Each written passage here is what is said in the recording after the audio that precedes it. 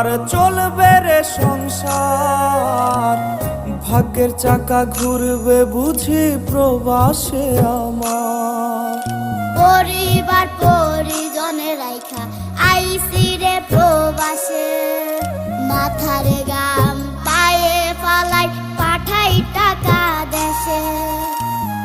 বোনের লাইগা কানের দুল, ভাইয়ের মোবাইল ফোন, কত কিছুর ধরছে বায়না আত্মীয় স্বজন। কইছে কতদিন আমার মারে দেখি না, খেয়ে মারা চলে মুখ মুছতে পারি না।